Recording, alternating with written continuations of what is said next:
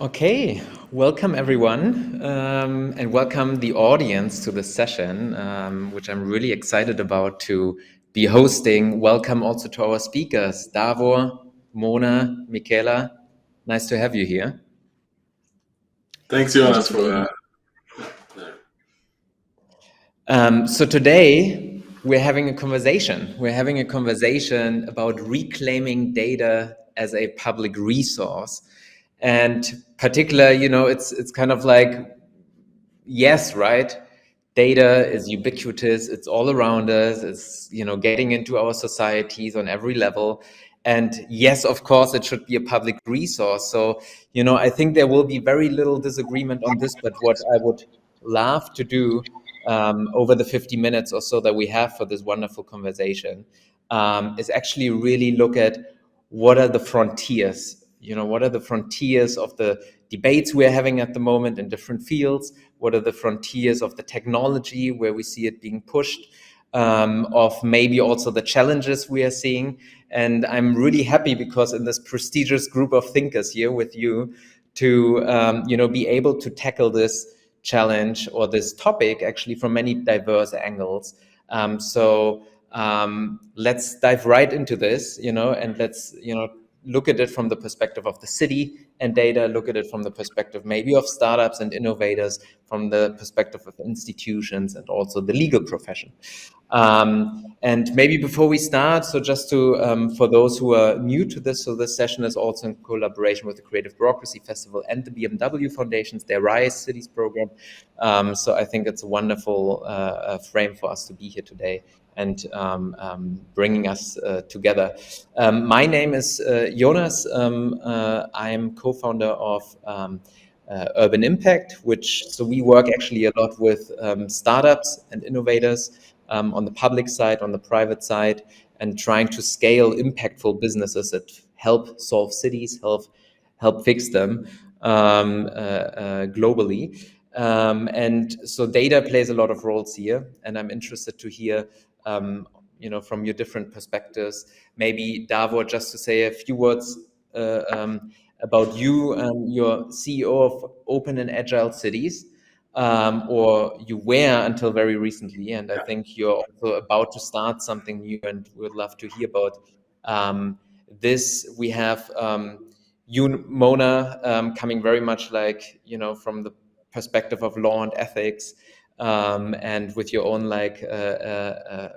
firm, and that's exciting because I know you are very much like a forethinker on all of those topics. And with Michaela, I think you are greatly plugged into the whole policy side of things and also the artistic side of things, and can really broaden the perspective here. So let me start maybe with you, Davor, because you just already were about to tell us a little bit. What are you working on now, and maybe also because I know the project you are now embarking on, it comes on the back of your experience with open and agile smart cities. Maybe tell us a few words about this, also what the role of data plays in all of this, and where do you see the new frontier? Yeah, I think that there's a lot of metaphors being thrown around for describing data. I think it has been described as oil. I think in the session description, it's the nervous system. Some refer to it as the oxygen you kind of need to, in various contexts. So I think there is, there's truth to all of those types of metaphors. And I think if you look at the public domain, and especially the local public domain, it's where all the global problems tend to come together. And then the world is looking for solutions and kind of addressing those with respect for kind of the foundational democratic assurances and so forth in place. I think for local levels, it's a journey of way finding, of shape finding, in terms of what the role is of cities in these kind of data ecosystems going forward. And based on the experiences, built up over the past years, working with hundreds of cities on, how to unlock data, how to make things interoperable, practical, valuable to a broader ecosystem than just, your own needs. The feeling that I had and a lot of people joining me is that things aren't going fast enough. I think there are still a lot of blockers in place and lots of reservations on how to address this challenge. I don't think there's a person with some knowledge in the domain in the world who doubts that it's you can solve that technically. I don't think the challenge is a technical one. But the question is why? Why would you want to open that particular data? What data do you need? Who's going to be at the table? What will they do with the data? How do you have assurances? That it's kind of all on the up and up, and it doesn't kind of land in an area where the wrong type of things get done with it. So I think these are the concerns cities and communities and towns and governments in general, and I think broader societal stakeholders have, is and rightfully so.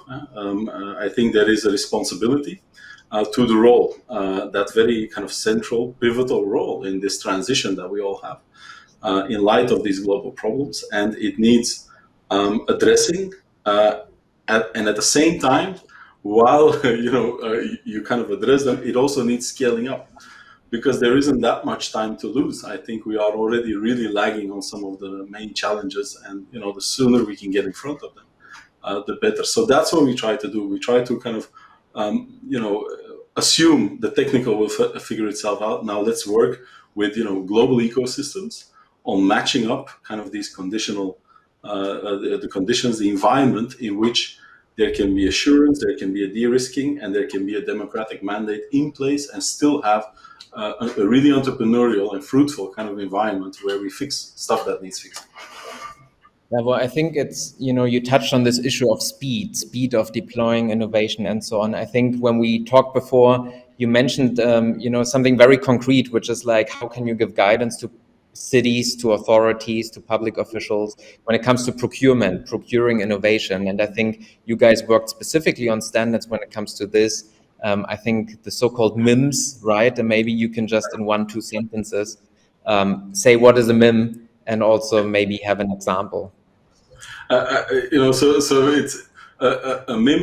MIM stands for Minimal Interoperability Mechanism, and what it does, it's basically something you put in your infrastructure that others also have. So the commitments to the MIMS are about 150 cities, but the number is actually larger than that. So it's a movement of sorts, and the people interested in it join the OASC network.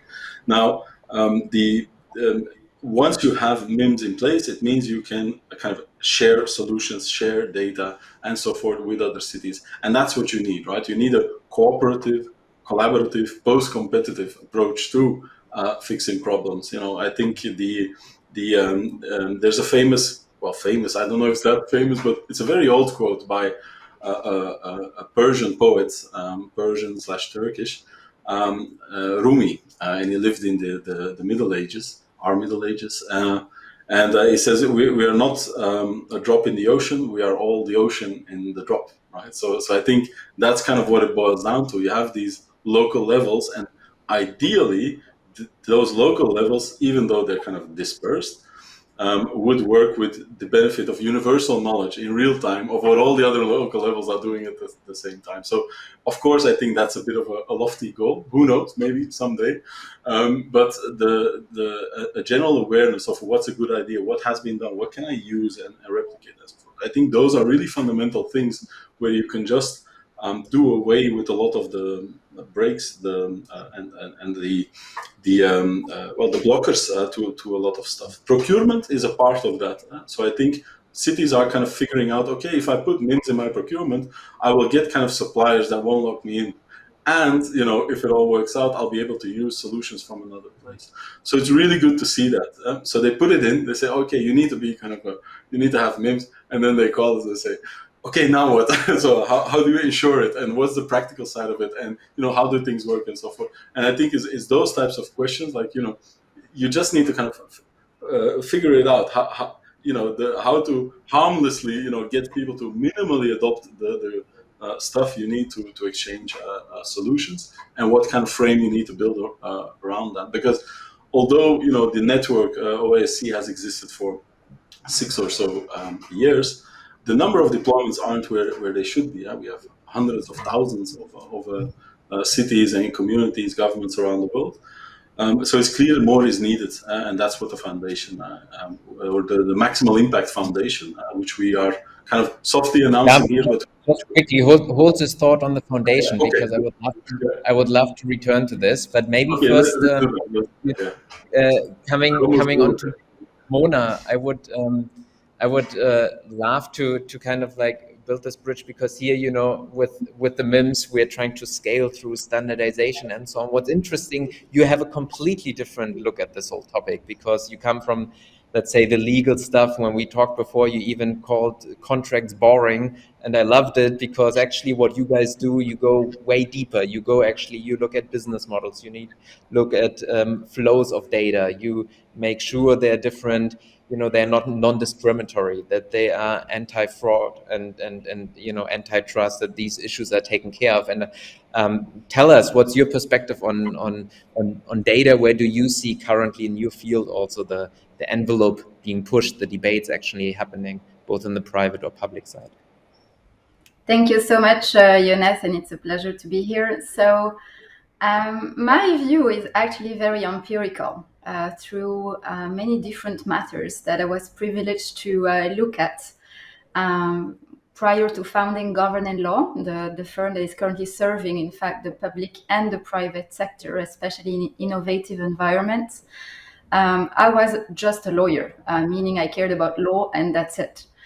And through the matters that came to me and now to us as a team across borders and countries, we realized that very often it started with data, no matter the subject, whether it was supporting a city deal with COVID-19 conditions. It was about data.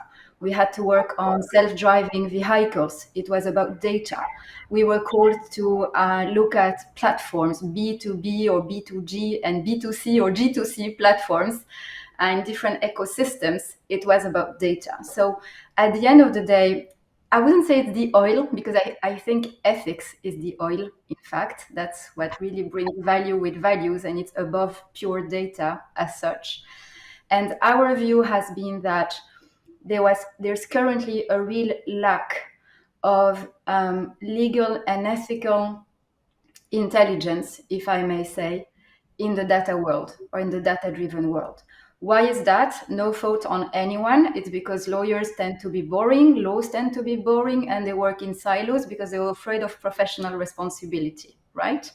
So first, it's about daring to break silos, daring to wonder whether behind my little silo, whether it's antitrust, anti-corruption, GDPR, non-discrimination, you name it, everything can be touched upon through data. So we started empirically to be called sometimes for pretty traditional stuff like contract, like a policy, like basically papers. And because we love innovation and we love technology, we started with a number of them, most of them actually innovators, engineers, policymakers, to ask questions. So we were not holding any pen, we were just asking questions. What kind of data do you have? Have you ever wondered what ownership was there? What were the risks? Maybe you can add value because there's property on your own. Maybe you want to share it, but have you done any sort of smart mapping through a legal and ethical lens of your project? And the idea was really to be an enabler rather than a constraint. And it was this aha moment in one of those projects where, the pretty high-level team, including both government and business guys, thought they were just calling on us again for policies. And we were just asking questions, having that spontaneous conversation. And at some point, one of them paused and said, "We don't need you for the papers. We need you for the platform. We just need that kind of questions, that kind of input, and of course, not only that one, to just even think what we're trying to create, to just think about data differently." And another aha moment was, on a project, they were very proud of being GDPR compliant. So they only looked at personal data. And within literally 1 hour, we could tell them that they had actually automated a cartel, which is an antitrust violation. So they could not even sell what they had been investing in for months because it was wonderfully privacy savvy, but it was not antitrust savvy. And so the goal is really to bring them sort of interesting questions and reflexes to apprehend any data-driven environment, perhaps with this additional lens and this new lens. And I would just, I think a big learning is really to involve different types of intelligence higher and earlier in the strategy, especially when it involves data, and to wonder what kind of typology of data we can craft, because each type of data brings its own set of values that are sometimes dead angles and dead sides that can really support the project, and to also spot risk, because once it's coded, when it's automated, it's really hard to go back. So that has really been our journey, and today we're very, very fortunate to dedicate most of our time to pretty innovative projects, again, citizen, government, and business projects that are relying so much on data. We can dig later deeper into what we mean by data, but that's been our journey, and we're looking forward to the coming years. Thank you so much, Mona. I find it really fascinating because, it also shows it's not just about, when we talk about reclaiming it for the public purpose, it's not just about, yes, achieving the purpose, and of course, let's share it where it makes sense and so on, but there's so many other elements to it. It's not just data privacy. It is like, make sure it's non-biased AIs and algorithms. It is actually the data, right? Like you said, people aren't even aware that there might be other issues, because simply we are so new dealing with data regulation in the sense, that we need to still wrap our own heads around it. And maybe we just want to share data in a data lake or some other, situation, but then it's different competitors, sharing it. And suddenly it becomes this like antitrust issue, which you said, and a cartel by design, which I find mind-boggling. But I think this is definitely very exciting, and it also shows the need to really work closely with the whole like legal profession on this, and having also people who like yourself, who say it's not just about legal text, it's actually ethics that is embedded in those contracts and so on. Just throwing it out there, I think the first public good we all have, or we are lucky to have in our Western country, is law. That's the first public good we all share. And if we miss that one in everything dealing with data, how can we even claim something that is getting remotely close to public good? Who wants data that is unlawful or unethical? So our dearest public good, as imperfect as it is law. And of course, there is ethics in some of the laws that we have today. Fantastic. Michaela, maybe just leading over to you, it would be great to, you are involved among many, many things. You are also part of the new Bauhaus movement from our European president of the European Commission, Frau von der Leyen, and her high-level panel. And it would be great to just hear from your perspective, because you bring very much also this ecosystem thinking, as in like involving different parts of society, building this new kind of like vision, and what's the role the data can play in it. What are your thoughts? What are the topics you come across every day? Well, this has been music to my ears so far, because both sides that have been discussed actually are very much what we combine in our work. So I'm chair of the Industry Commons Foundation, where we work on cross-domain industrial interoperability enablers. But the whole system is built upon societal values. There's a stack that it's built upon, and it's conditional upon. So it's conditional on ethics, it's conditional on corporate social responsibility, on sustainability parameters. And then, for instance, intellectual property is something that we have been really, really pushing for integration of IP tracking, for instance, and attribution. And as well as, of course, integrating all of the horizontal enablers for that would actually create a really productive, but also very societally responsible and useful interoperability situation for innovators that the innovators can build upon. So this is the industry commons, and at the same time, and it actually grew out of a community. We'll see sort of the colors behind me. It's an 8,000 strong innovator community globally that includes VPs from large organizations, engineers from industry, all the way to PhDs and postgrads and researchers of all sort of backgrounds, and from all the way from New Zealand to Alaska. And huge range of different sort of things that they bring to the table. And these are our inclusion colors that are always sort of present in whenever anybody from our community speaks. So inclusion is actually a really a huge topic, and it's very big in the new European Bauhaus, which you have mentioned.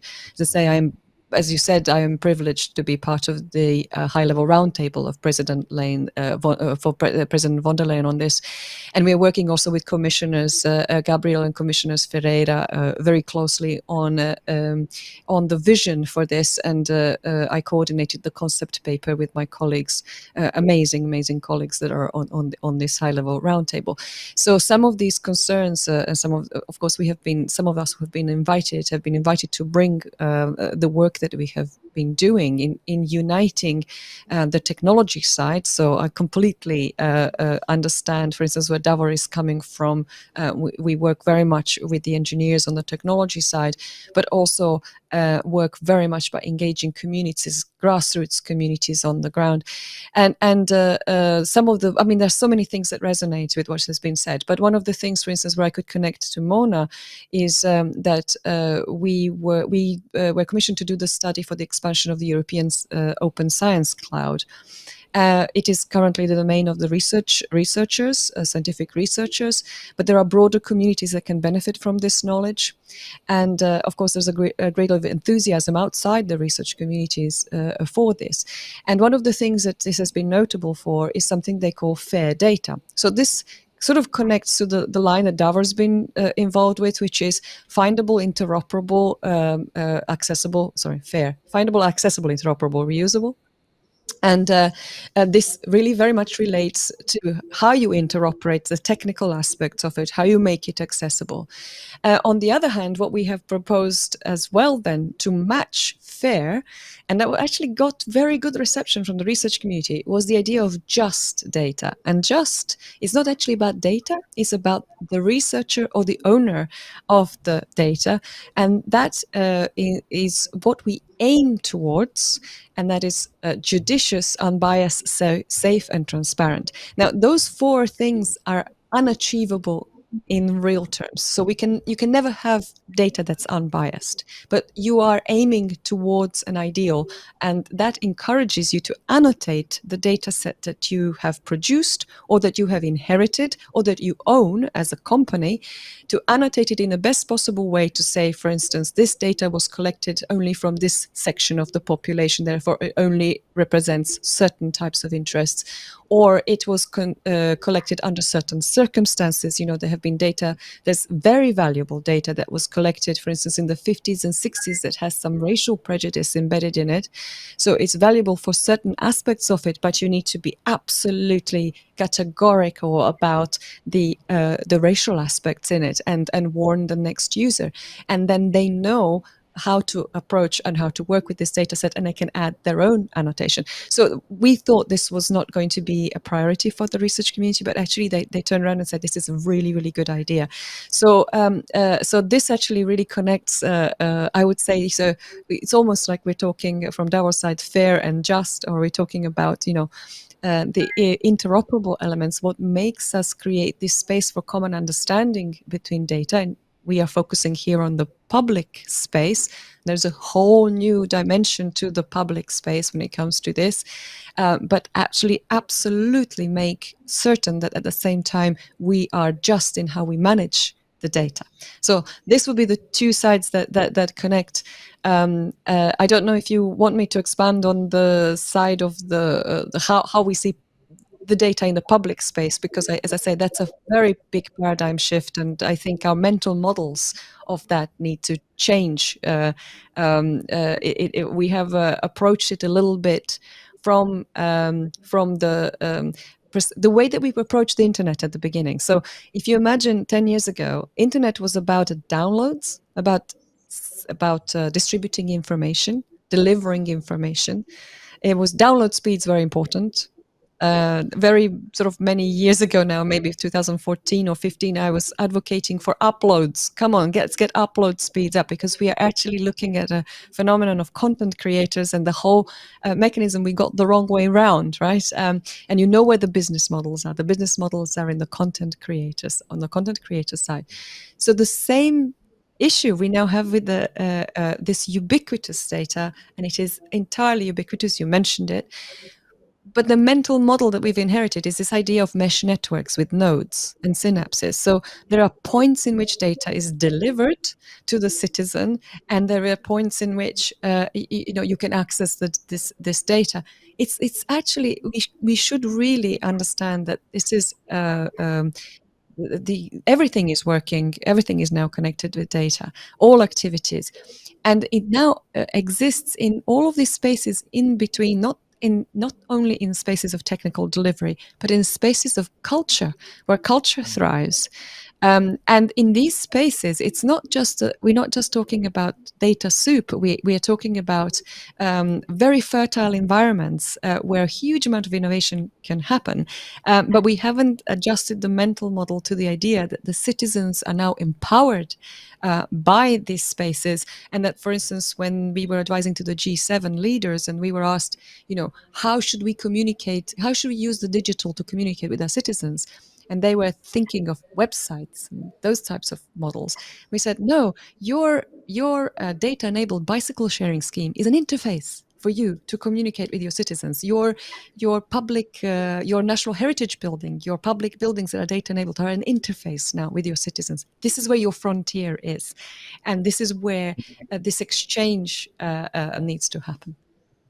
Michaela, thanks. I mean, this opened up a whole universe of different things. I think, again, just to recap, I think the fair and the just model as kind of normative frameworks, what do we want to achieve, which direction we want to go, and not just looking at the data set itself being clean, but also having, let's say, the responsible metadata about the data sets. I think that's a really cool takeaway, certainly for me.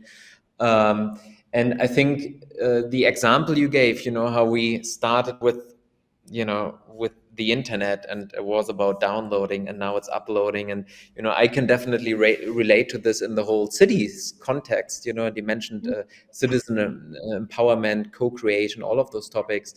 When I still remember when the whole smart city movement started, was first about IoT, putting sensors in everything, whether it moves or not in the city, but it's about machines talking to each other.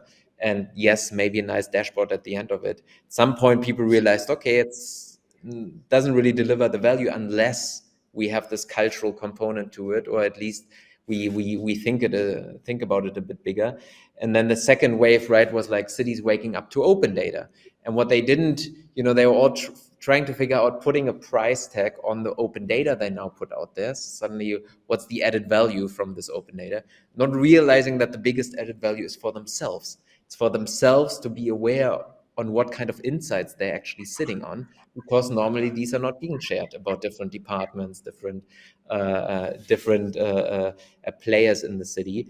And I think now, as you're seeing, this third, and maybe that's even the third or the fourth wave, I think we are seeing as very concrete, very niche problems being addressed, either by startups, for instance, where there's a very clear pain point and one of the users or players in the city, or the second one, right, that the citizens actually are able to co-create. They're actually able to do those cultural uploads, in the sense by just engaging, right? They have so many touch points, and the city is not just the public authority.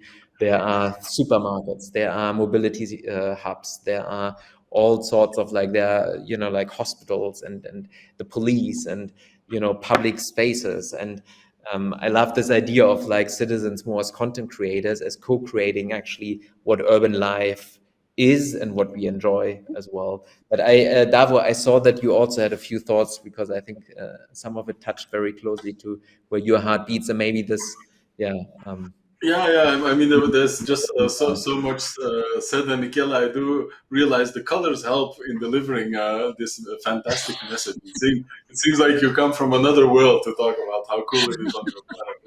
It's really cool. It's not the first time that someone has said that, But no, I mean but the thank you. work matches the surroundings, so it's really cool.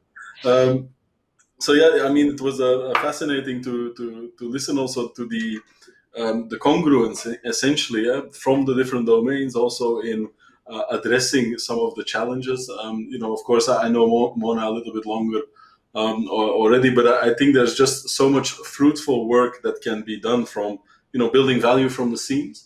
So I think that there's good people working in these different domains around these principles, and I think we generally have a coarse idea of what the endpoint in terms of kind of data orchestration ecosystems looks like, and also how to get data spaces up and running. But you're right also, Jonas, when you say the primary value of this kind of building open data infrastructures is an internal one, and it's not just open data infrastructures, it's also with kind of the real-time interoperability technical work. One effect that we saw is cities say, okay, we need to be able to kind of share our solutions with the world, and then pull new solutions in and things like that.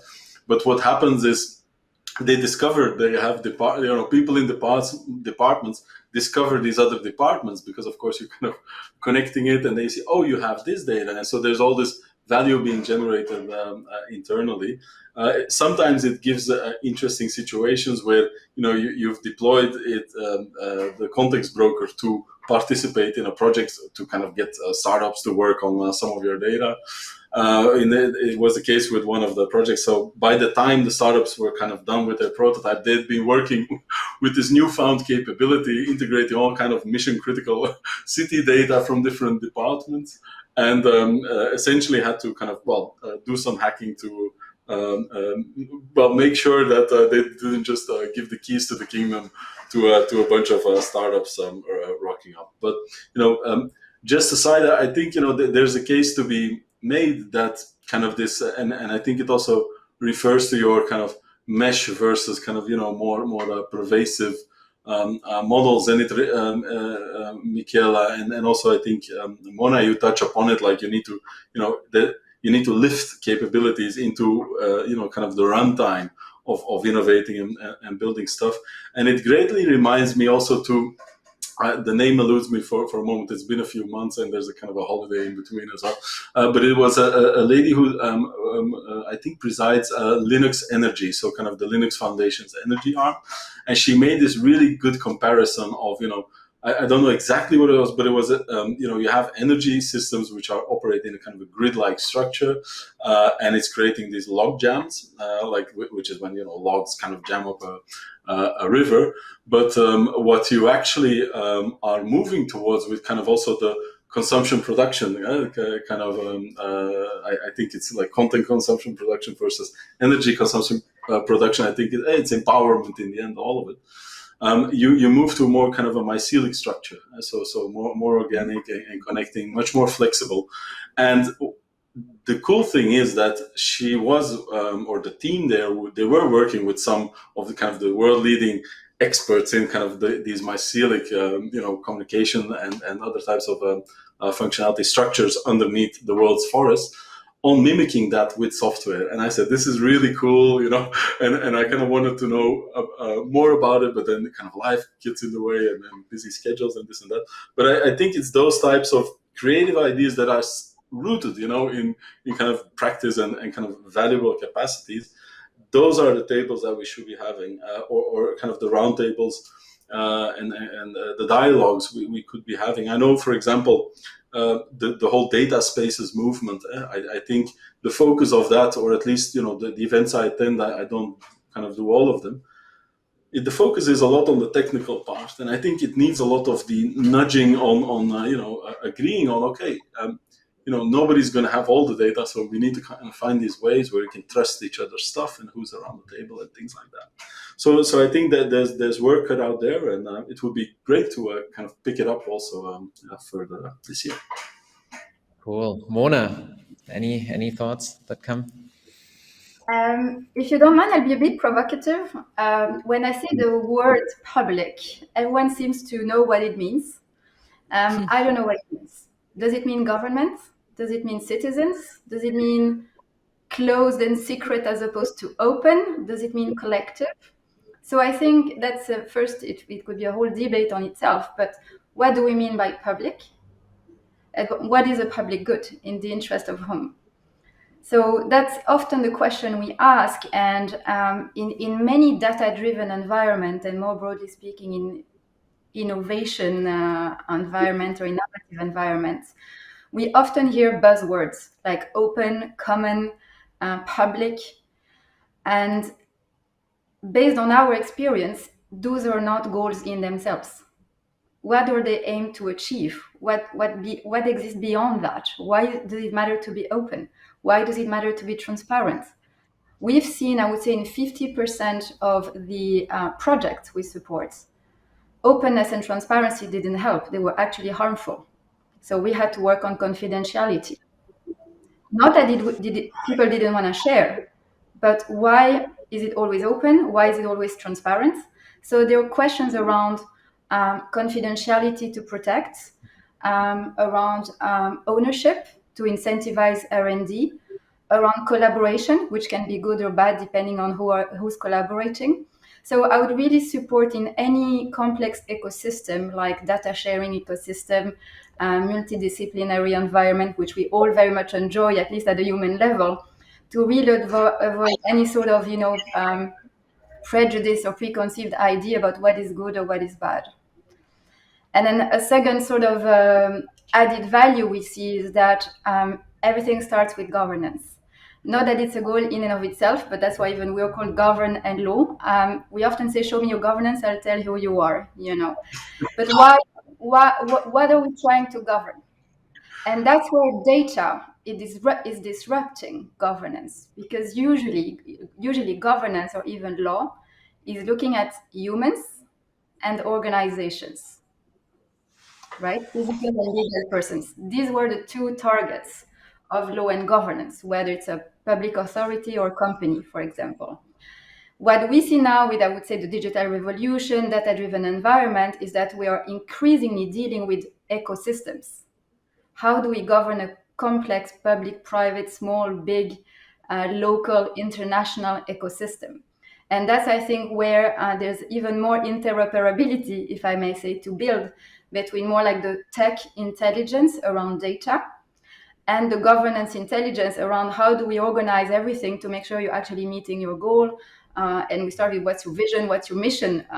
Even yesterday, we had actually a call for the upcoming Olympics in a few years. Beautiful ecosystem around data sharing.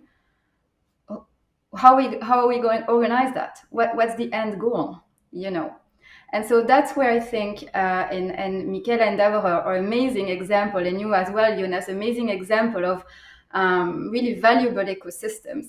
But at the end of the day, what are we aiming for together? What are the means? And how do we govern all that? And it's true that in traditional governance, like roles and responsibilities, preventing conflict of interest, who's independent, who's not independent, where does the money come from? All those pretty typical governance checklists are still valuable, but perhaps there's a bit more to be done and more questioning to be gone through to see how we actually address this new ecosystem. Again, not to constrain them, but to make sure they achieve their purpose in a clean way. So we're really talking about clean data and clean ecosystems through perhaps new forms of governance.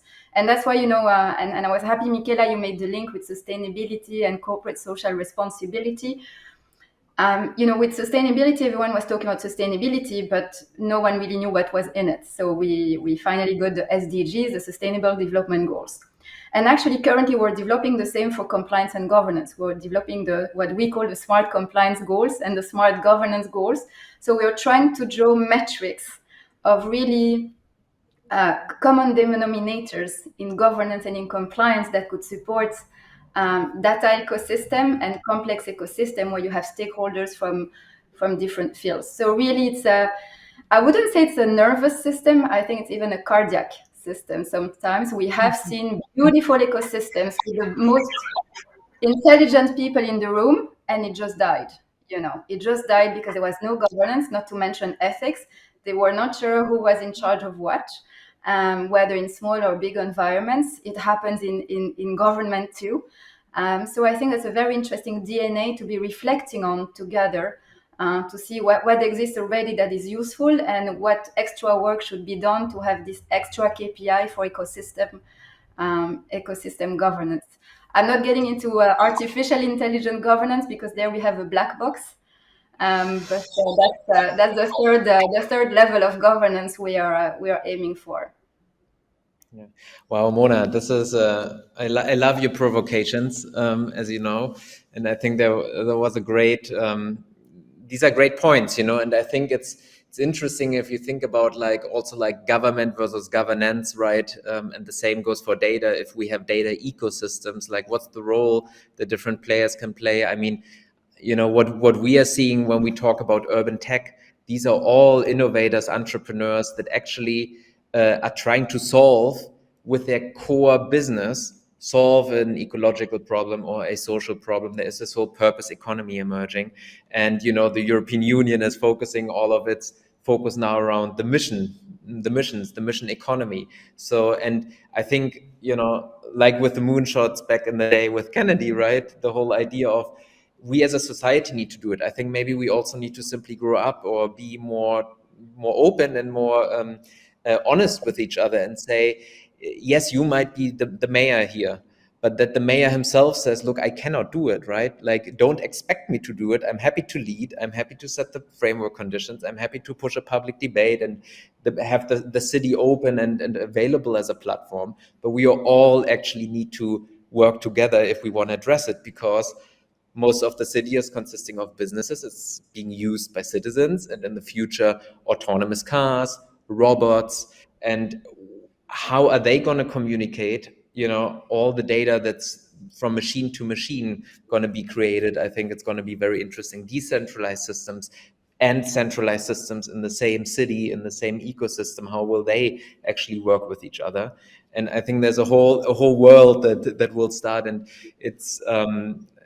I think you need to be specific. Exactly. You need to have the goal in mind. What are we trying to achieve, and not just say, okay, open data is always good or something like this. And so I think that's very, very valid points. I would love to ask all of you maybe to, we still have a little bit time left, the last 10 minutes or so, to talk maybe about another topic. What do you think is the role of education when it comes to making use of data? Because I think a lot of this, even in this discussion now, we are seeing there is so many concerns you should be aware of. What's the role of education, educating people? How can we actually do this capacity building in all levels of government, but even with school children, for instance? What are interesting approaches maybe you've seen, or things that you think will be worthwhile to look into? Who's going first? Davor, go for it. Yeah, okay, yeah, because we've been doing the circle, but I didn't want to assume we were doing the same. Davor, if you will, Davor, if you will allow me, just a very, very short comment on what Mona was saying, because I think it's incredibly important. This is about a law and governance not being perceived as policing systems, but as enabling systems. This is a massive, massive difference, and very often they are misconstrued. They are blockers as opposed to enablers. And so in these common spaces, in these marketplaces that we are creating, setting up the right system of attribution is a massive enabler. It unleashes so much intellectual property into the system, and also allowing IP owners, so owners of data, for instance, large organizations who own data, who are reluctant to release their assets into the system, to actually be able to monitor how their data is deployed and how it's experimented with, so they can actually get insights into new markets. This has never been able they've never been able to do that before. So what you end up with is, you used to have budgets to try and scout out startups and basically destroy them because they might endanger your domain. your market leadership, or you assimilate them somehow so that they are not a threat. Now, what you can do is deploy your assets if they are properly governed, managed, and tracked and traced. So, if you have the tools to do that, you can actually deploy them into a market, and you will be grateful if someone is actually opening up new doors for you with your assets on your behalf. So suddenly the innovators who are involved in this are able to jump in there and be integrated in the supply chain and distribution network, but still generate disruptive ideas with some of the existing assets, right? So you build on top of industry with it, or on top of the assets that are, in this case, available in the city from all the city suppliers. I just wanted to jump in with that because I think that's also really interesting. But I'll let Davor continue on the education topic. Actually, I have to break Maybe we procedure. just do a quick Yeah, round on I just this. want to jump on what I'm sorry. I just want to kind of Sorry, jump on what I Michaela said here. disrupted. I apologize, to be honest, but it's really interesting because I think it follows a lot of the thinking we have around the financial capabilities and what then after you have those as deep blockers, let's say. And talent is a huge issue. I think, the world's talent is withering away in kind of advertising companies of source, or a large portion of it. Certainly, we're looking at digital. And I'm sure that if you can have these proper attribution mechanisms work, look at how you can have open source, of course, into the mix there and kind of get that talent in seats that actually combine wealth financially, so the personal responsibility, that ethical frame to the family, with the societal ethical frame and kind of doing good, that I think will bring the type of change you need. And also, the kind of words I use is the opportunity versus regulation. I think if you want to do change at scale, you need to work on opportunity, because for scale you need capital, and capital will avoid regulation as quick as it's invented. It's kind of a quick fix in a sense. Regulation, opportunity is where it is because it will seek it out. So I think, if you, within all the complexity that we talked about and connecting the data space with all the legal frames, find a way to not just, make it clear what the opportunity is to, big firms who have teams to kind of flesh it out, but also the long tail, and kind of, make it just very apparent and a no-brainer to do it that way. I think that's when the ball really starts turning. That's when things start to pivot. I don't see the full picture there, but I'm sure, if we have a few of these sessions, we'd get somewhere. So I'm happy to continue. Thanks. That was my answer to education. Jonas, I think your final question, if it's the final one, is perhaps It's the the most final important question. It's the one minute question, or I would say one idea. If you could, let's be very pragmatic now. If you could be not only the mayor, but doesn't matter. Like, if you could decide one change, it's election season, at least here in Germany, coming up this month. If there's one change you would like to see right away, that you also think is feasible, what would it be? one change that is doable right away is in It's any helping the public purpose, leveraging data, is one in idea. any ecosystem, whether it's a company or a government. Think of all the rules you have in place and try to think of the most fundamental ones in less than one page. One page that any engineer could put on his screen, any kid could see in school, but what would be our fundamentals we should care about whenever we see data?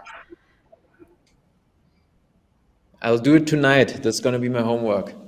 Was that less than 1 minute? That was perfect. Michaela, what's your one idea? One idea for what? For one quick fix.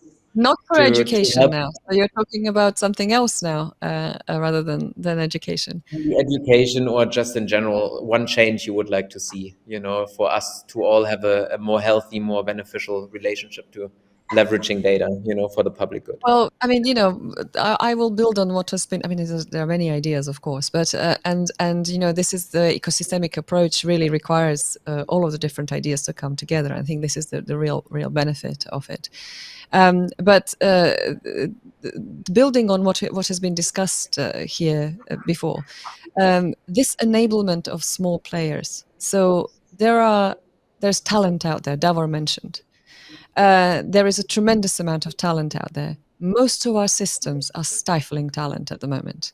They are impossible to manage for small organizations. Most bureaucracies you cannot do. Most small organizations, Mona will tell you, can't afford lawyers, can't afford the sort of intelligence that she can give you.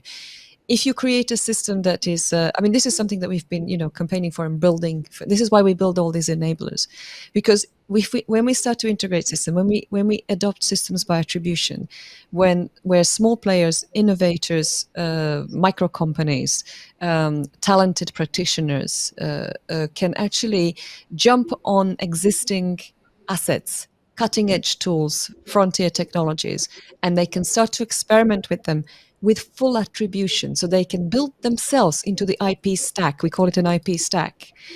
If we manage to achieve that, and even if not, obviously some of these may fly through the network and they may actually become real commercial success stories. But even if every single one of these people takes one step forward in personal development as a result of this, we will have a massive social transformation, and we're lacking it now. Yeah. Great. And Davor, what's your one idea? Yes, I'll try to keep it short. So the one thing I'd like to kind of see change is well, the way of looking at cities, I think, is too monolithic in a sense from the outside. People say, "Oh, you need to involve the city," but it's about people in cities and what they can do on behalf of that mandate within that structure. So, if there were a change that to make, and that's of course something we are working on now, is to get all the blockers that are there in terms of improving the way problems are fixed. That's what cities are, problem-solving entities, right? So you have to empower as much as you can the people in those cities to fix it. So that means make the process clear, de-risk it completely to fail, and kind of put the mechanisms in place where it's just universally accessible to any city in the world, and still make that somehow work on its own. So that's what we're working on with the foundation. It's a diverse set, but I can also say it's quite a representation already of let's say when we figure it out and launch it and so forth in all its components, it could be quite transformative. Because if you think of Europe, for example, it has 80,000 municipalities and cities and so forth.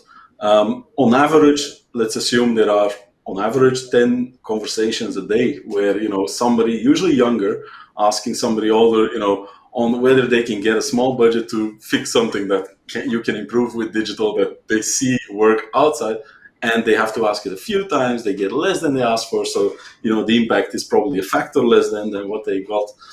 And then probably they have to kind of vouch for it. Yeah, it will work. But we all know stuff fails, and it should. That's when we learn. So, we when you de-risk that, when you get that kind of out of the way, and you can enable those people to just try it. If it works, great. If it doesn't, fine.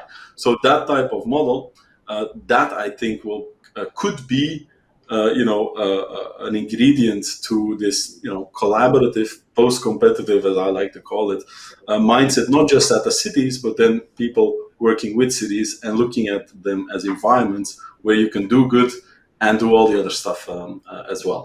So that's the one thing I'd like to change. Obviously, that's something we're working on with the Maximal Impact Foundation, which was provisionally kind of incorporated. So we're talking with a lot of people now leading up to November, where we will kind of launch it, I guess.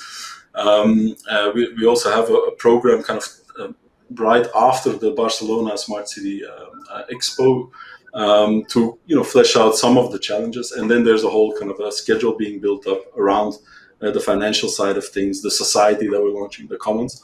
So this is kind of a sneak peek into that. If you go to the website nimpact.org, there's a launch list, we call it. We'll treat the data very kindly, and we won't sell it to third parties, things like that. Just and fair. You can verify it in the legal disclaimers and things like that. So if you want to kind of just be aware, it's an open kind of organization, open membership. Only natural persons can become members. Of course, we partner with organizations, but the decisions and kind of where it goes, it's people, right? In the end, as people, doesn't matter what the meta level is, but what we decide as people, I think that that's where the conversation starts, and probably that's where it will end once we figure it out as well. So yeah, those were my 2 cents. Guys, and I will just add it from my side. I would love us to like get out of those dichotomies when it comes to, just have this problem solving mentality that you also just mentioned, Davo, and just like getting out of like, kind of like non-profit versus profit. These are the good guys, these are the bad guys. All of this, we see it always like this, this confrontation. And I think, sometimes it's good, you rub yourself, you come up with better things, but I think there always needs to be the willingness to actually address the problem at the end of the day. And, like a discussion like today makes me extremely hopeful, because I think I've seen not just one, but many glimpses of where we are currently pushing the envelope. And I'm excited to, continue this conversation. Maybe next year, let's see. But like, I think we are in probably one of the most exciting times to be able to live, to steer those kind of new emerging opportunities. And so thank you so much for your time. I hope also everyone watching this really got something out of it. And please follow all our speakers, follow their work. Thank you so much, Michaela, Davor, Mona, and also, for the opportunity, the Creative Bureaucracy Festival, to be here. Thank you so much. Have a good day. Thanks, Jana.